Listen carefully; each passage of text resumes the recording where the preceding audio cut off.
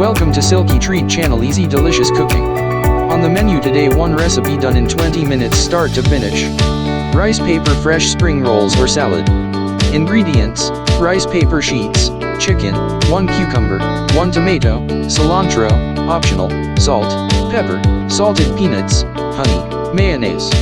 Preparation: peel and cut a cucumber in its length in fine strips, peel and cut a tomato in fine strips, wash and chop cilantro finely, cut the cooked chicken in fine strips, prepare a mayonnaise and salted peanuts.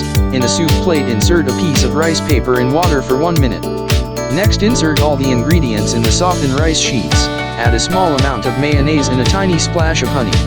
Roll the rice sheet and leave in the refrigerator for 10 minutes to let them dry, or if you like them extremely soft you can eat them right away. All ready to serve and eat. Enjoy these meals. Thank you for watching. Subscribe, share, like and comment if you wish.